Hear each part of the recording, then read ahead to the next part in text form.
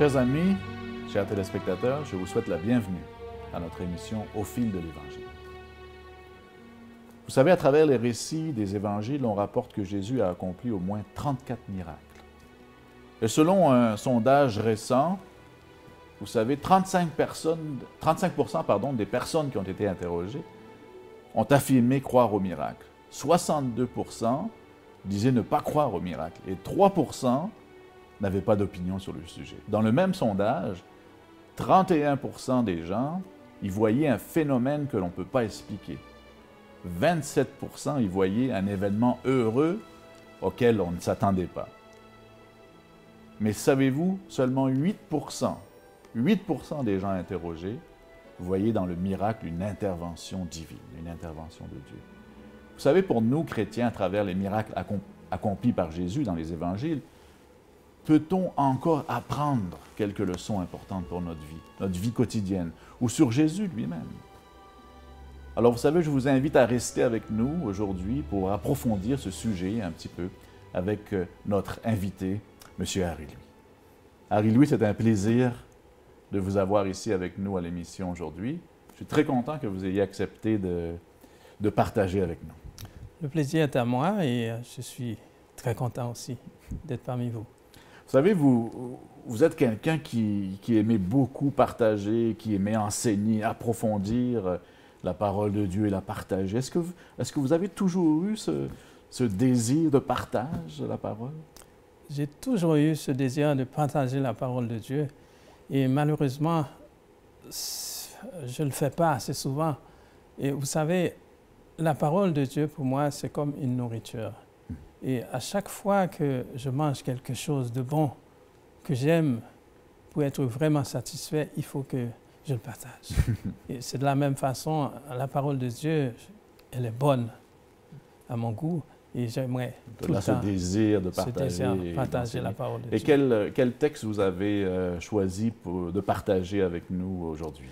J'aimerais partager avec vous aujourd'hui Jean, chapitre 5, les versets 1 à 15. Alors, Jean, chapitre 5, versets 1 à 15. Lisons ensemble ce passage. Après ces choses, il y eut une fête des Juifs et Jésus monta à Jérusalem. Or, à Jérusalem, près de la porte des moutons, il y a une piscine que l'on appelle en hébreu Bethséba et qui a 5 colonnes. Dans ces colonnades gisait une multitude de malades, d'aveugles, de boiteux et de gens qui avaient des membres desséchés. Or, il y avait là un certain homme qui était dans sa maladie depuis 38 ans. Le voyant couché et sachant qu'il était malade depuis longtemps déjà, Jésus lui dit « Veux-tu être rendu à la santé? Veux-tu être guéri ?» Le malade lui répondit « Seigneur, je n'ai pas d'homme pour me mettre dans la piscine quand l'eau est agitée. Mais pendant que moi je viens, un autre descend avant moi. » Jésus lui dit « Lève-toi, prends ton lit et marche. » Et aussitôt, l'homme fut rendu à la santé. Il prit son lit et se mit à marcher. Or, ce jour-là était sabbat. Les Juifs disaient donc à l'homme guéri, « C'est sabbat, et il n'était pas permis de porter ce lit. » Et il leur répondit, « Celui-là même qui m'a rendu la santé m'a dit, prends ton lit et marche. » Ils lui demandèrent alors, « Qui est l'homme qui t'a dit, prends ton lit et marche? » Mais l'homme guéri ne savait pas qui c'était, car comme il y avait foule à cet endroit, Jésus s'était retiré. Après ces choses, Jésus le trouva dans le temple et lui dit, « Te voilà rendu à la santé? Ne pêche plus pour qu'il ne t'arrive pas quelque chose de pire. » L'homme s'en alla dire aux Juifs que c'était Jésus qui lui avait rendu la santé. C'est un passage quand même bien connu de la Bible, cette guérison du paralytique, comme on l'a appelé. Qu'est-ce qui vous interpelle en premier dans ce miracle, dans cette histoire de Jésus? Premièrement, ce qui m'interpelle dans cette histoire, c'est l'amour de Dieu. En allant guérir ce malade, ce paralytique, qui ne le connaissait pas, eh bien, Jésus nous a démontré qu'il aime non seulement ceux qui le connaissent, il aime aussi ceux qui ne le connaissent pas. Donc on voit l'amour de Dieu, un amour impartial. Et deuxième chose qui m'interpelle dans cette histoire, c'est la foi de cet homme, de ce paralytique. Et là, la Bible nous relate cette histoire. il nous dit que près de la porte des brebis se trouve là cette piscine appelée Bethesda, ce qui veut dire en hébreu maison de miséricorde. Et Jésus s'approche et il va guérir cet homme. On voit ici, Jésus arbitrairement a choisi un seul malade, parmi tant d'autres. Oui, évidemment, parce qu'autour de cet homme, il y avait probablement un grand nombre de malades, mais Jésus interpelle cet homme directement. Exactement. Directement, il est allé vers cet homme, il l'a guéri. Et il y en avait beaucoup. Mais je me demandais, est-ce que Jésus se faufilait parmi les malades pour aller choisir cet homme spécialement? La Bible ne nous l'a pas dit. Mais en tout cas, ce qui importe, c'est que Jésus a choisi cet homme. Et j'imagine que son cas était vraiment pitoyable. Que savons-nous un peu sur ce paralytique? Qu'est-ce que nous dit la Bible un peu? Eh bien, ce que la Bible nous dit, c'est que on peut imaginer, même, d'ailleurs la Bible est claire là-dessus, ça faisait 38 ans oui. qu'il était malade. Et on peut imaginer cet homme qui a vu le mouvement des eaux pendant 38 ans, ça faisait longtemps, ça faisait vraiment pitié. Et les autres malades qui étaient là, peut-être n'étaient pas dans la même situation que lui. Et il va l'expliquer lui-même d'ailleurs en disant à Jésus, quand Jésus l'interpelle, il va lui dire, bon, je vois l'eau qui bouge, je vois l'eau, mais je n'ai personne pour me porter. Les autres arrivent tout le temps avant moi. Exactement. Et je peux imaginer, année après année, il a vu l'agitation de l'eau, mais sans avoir pu toucher l'eau. Les autres qui étaient moins malades que lui le devançaient toujours. Et imaginez, à la moindre agitation de l'eau, les malades se bousculaient et cet homme se faisait piétiner. Je pense qu'on ne peut pas imaginer combien de fois cet homme se fait piétiner pendant 38 ans. Vous imaginez? Alors, tous ces efforts et toutes ces déceptions, eh bien, on finit par rôder. Le décourager. Le décourager, exactement. Et tout ce qu'il pouvait faire, c'était de temps en temps dresser sa tête et regarder l'agitation de l'eau. Voir si l'eau agitait. Et tout à coup, un visage se pencha sur lui. Un visage rempli de compassion, rempli de tendresse, rempli d'empathie, de bonté. Et il lui a posé cette question avec une voix douce. Veux-tu être guéri? Mais quelle question! Je suis interpellé par cette question, justement, la façon dont vous racontez ce récit, cet homme qui voit de son lit Jésus, bon, il ne sait pas que c'est Jésus, il voit cet homme se pencher sur lui et lui demander « Veux-tu être guéri? » Ce qui est quand même une question, vous permettez, un peu absurde dans le contexte. Oui. Bien sûr, parce que imaginez, c'est comme si demander à un mendiant qui tend sa main vers vous, veux-tu quelques sous? Ou demander à quelqu'un qui est en train de se noyer, avez-vous besoin de l'aide? Ça ne faisait pas de sens. Mais cependant, je crois que Jésus voulait enseigner quelque chose, une vérité profonde à partir de cette question. Et Jésus a utilisé cette façon de faire à plusieurs reprises dans son ministère. Cette façon de poser une question qui semble à prime abord un petit peu absurde face au contexte. Je pense en particulier à notre ami Bartimée, qui est aveugle sur le chemin. Jésus s'approche de lui. En fait, Bartimée vient à Jésus et Jésus va lui dire « Qu'est-ce que tu veux que je fasse pour toi ?» Bartimée est aveugle. De toute évidence, Jésus sait que Bartimée veut voir. Voilà. Et je crois que Jésus voulait aller plutôt en profondeur et que la maladie physique de cet homme n'était pas son plus gros problème. Jésus voyait quelque chose d'autre qui était pire. C'était sa maladie spirituelle. Et je crois qu'il avait aussi des maladies psychologiques, psychiques, etc. Vous comprenez? Parce que pendant 38 ans, cet homme était là. Ce n'était pas ça seulement son problème, ses limites physiques. Vous comprenez? Et on sait aussi que, si vous permettez, on sait que dans le contexte du moment, être malade physiquement comme ça voulait dire autre chose aussi. Si on était malade comme ça, si on avait des problèmes aussi importants physiquement que cet homme, c'est parce qu'on était pécheur. Ça, c'était la philosophie religieuse du moment. Donc, quand Jésus va dire « Veux-tu être guéri ?»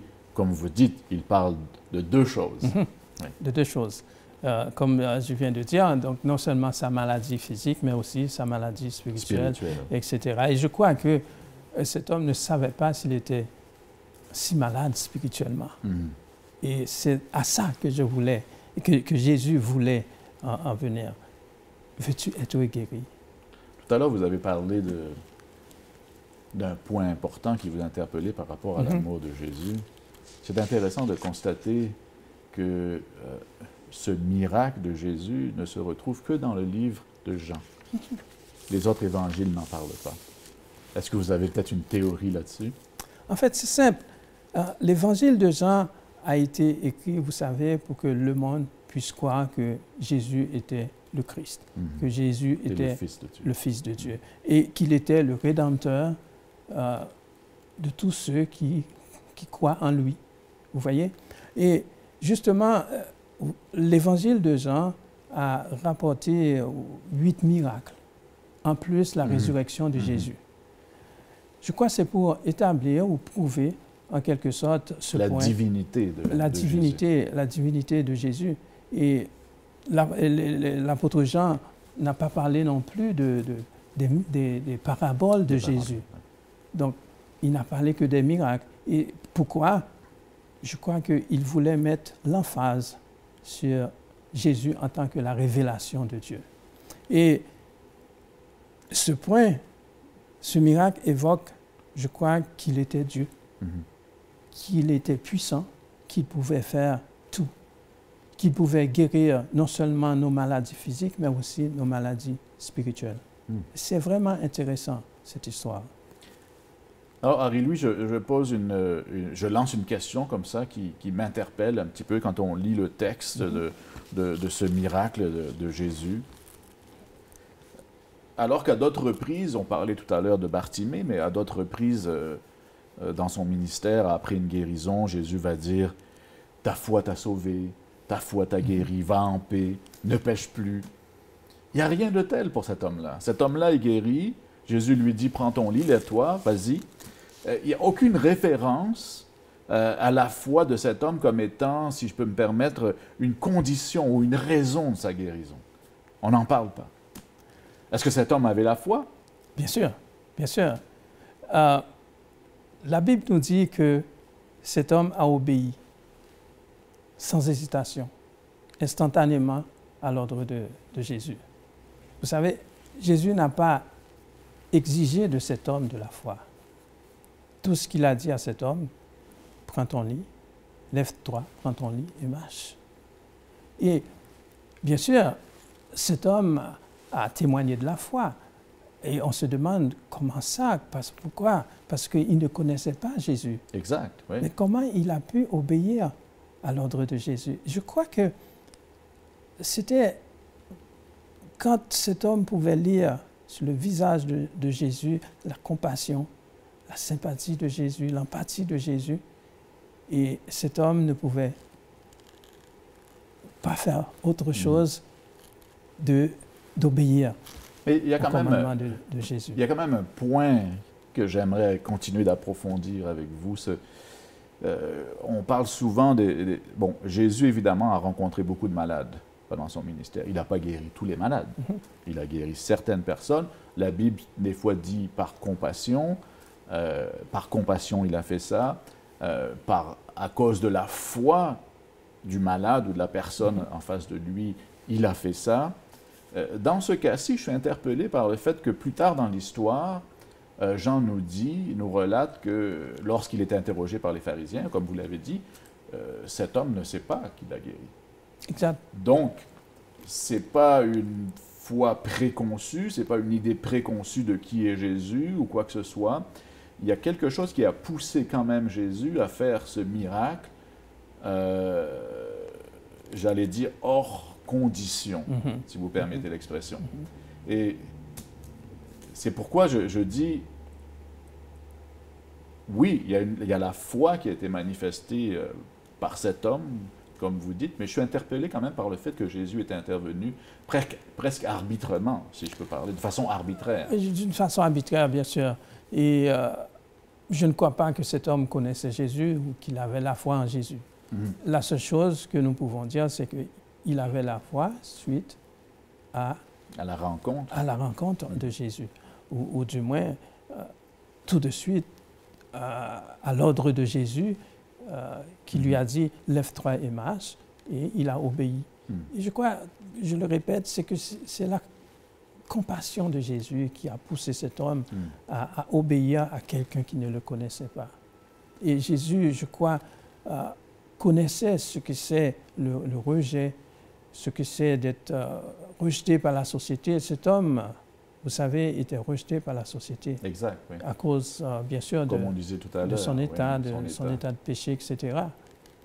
Donc, voilà, moi je pense que Jésus a démontré d'une façon grandiose sa puissance et sa divinité. Et il nous a démontré aussi la révélation divine dans ce miracle-là, sans même dire beaucoup de mots, vous voyez, alors que contrairement avec les paraboles, Jésus, par ce miracle, nous enseigne beaucoup de choses. Il n'y a pas de connaissance prérequise, finalement, il n'y a pas de foi, en tout cas dans ce contexte-là, de foi prérequise. Il y a juste cette rencontre avec un homme qui ne connaît pas, semble-t-il, Jésus, et Jésus intervient quand même dans sa vie. Je trouve ce moment très beau, finalement, parce que ça nous dit quelque chose à nous, qui sommes chrétiens ou non chrétiens, peut-être davantage, le fait que, même si on ne connaît pas Dieu, si on ne connaît pas Jésus, Jésus intervient quand même dans nos vies.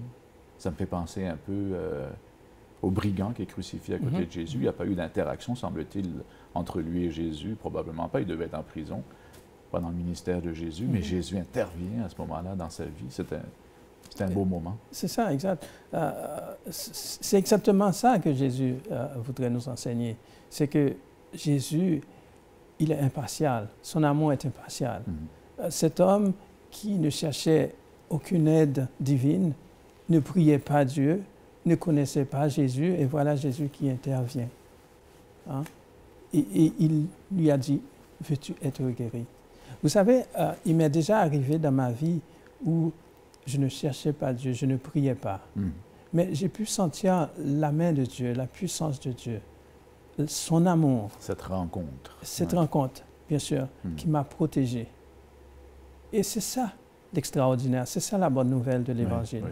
Vous permettez, Harry-Louis, j'aime bien cette idée-là, que cette rencontre, parce que tout à l'heure, au début, on parlait de est-ce qu'on croit au miracle, est-ce qu'on ne croit pas au miracle, est-ce qu'il y a encore des miracles, comme la guérison de ce paralytique, mais dans le fond, cette rencontre quotidienne, comme vous dites, alors qu'on ne cherche pas Jésus, cette rencontre avec lui, c'est un miracle. Bien sûr, c'est un miracle.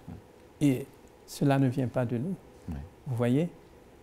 Ça me rappelle aussi de ce verset qui dit « Alors que nous étions encore des pécheurs, Christ est mort pour nous. » Et j'ai entendu quelqu'un qui a déjà donné un commentaire sur ce verset qui a dit « Ce qui veut dire que alors que nous n'avons même pas eu encore le goût d'être sauvés, Jésus est intervenu, il est mort pour nous. » C'est extraordinaire. Je vais me permettre une question. On va débattre un petit peu comme ça, parce qu'il y a quelque chose qui me vient en tête comme ça par rapport à cette intervention de Jésus.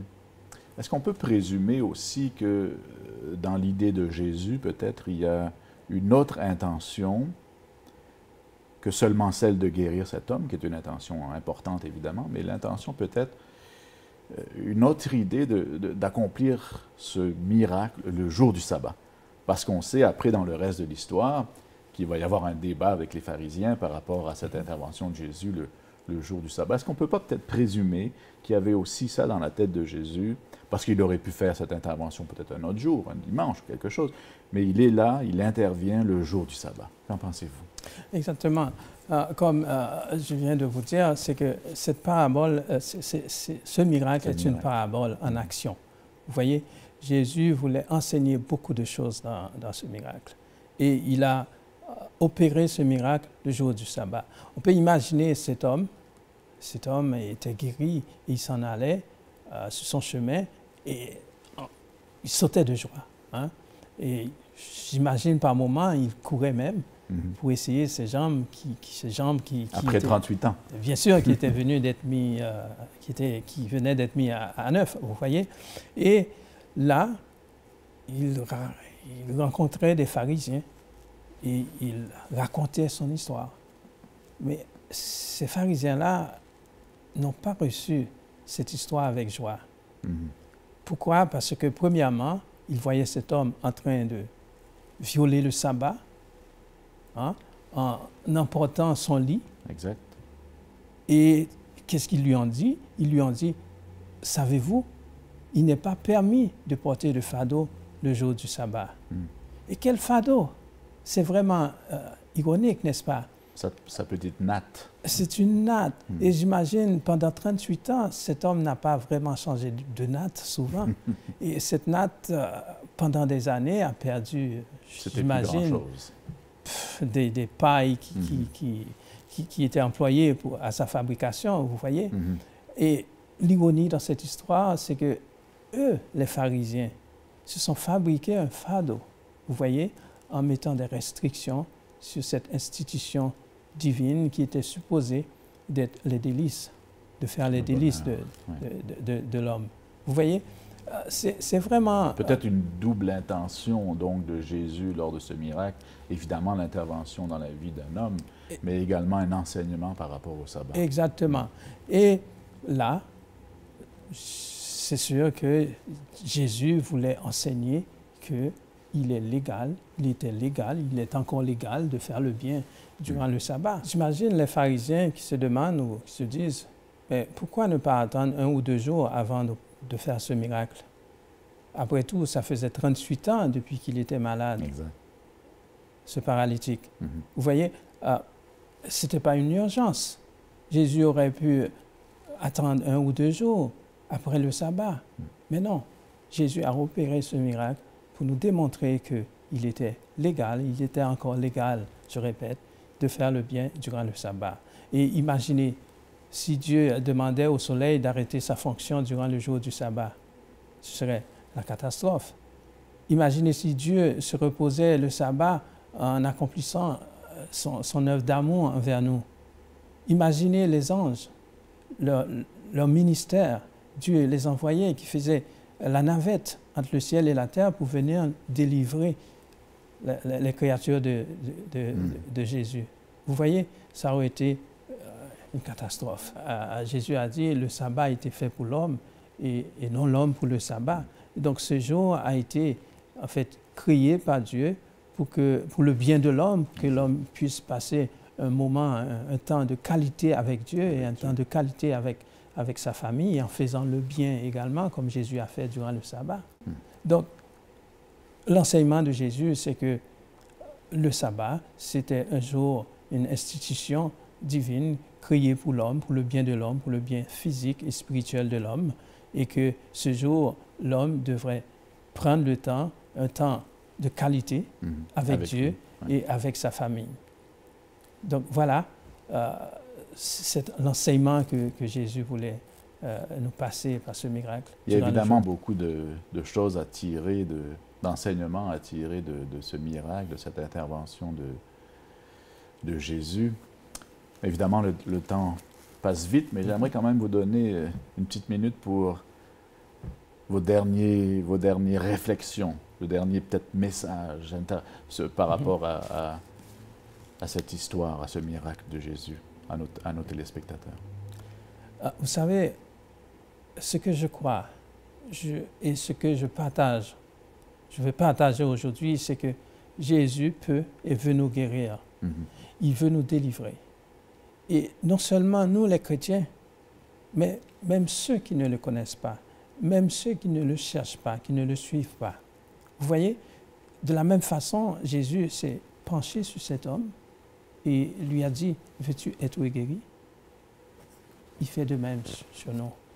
Il se penche sur nous, sur les affligés, sur les rejetés, sur les désespérés, en fait sur tous ces enfants dans ce bas monde, et il leur dit, veux-tu être guéri? Tout ce que nous avons à faire, c'est de répondre et de le prendre au mot, de croire à sa parole et d'obéir, bien sûr. Voilà, Jésus réclame de nous la foi et l'obéissance. Voilà ce que je voulais partager avec vous. Est-ce que je peux vous demander de prendre quelques instants en prière avec nous? Bien sûr. Merci. Notre Dieu, notre Père, nous te disons merci. Merci de nous donner ta parole qui nous est un guide et qui nous est aussi une lumière. Permets que cette lumière soit toujours sur notre chemin.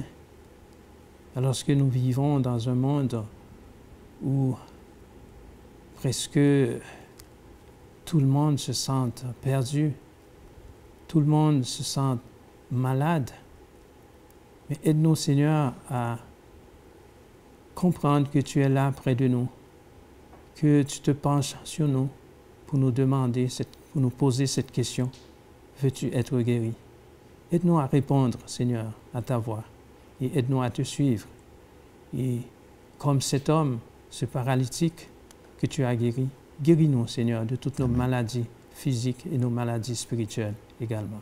Au nom de Jésus, nous te prions. Amen. Amen. Marie-Louis, merci beaucoup d'avoir été avec nous aujourd'hui pour partager sur cette histoire,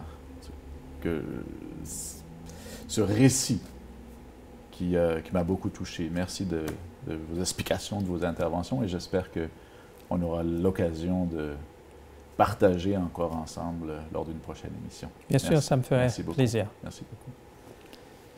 Chers amis, des bons moments à discuter de cette intervention de Jésus dans la vie de cet homme, de ce paralytique. Je vous invite à relire cette histoire, à la méditer, à y retirer quelques leçons pour votre vie quotidienne.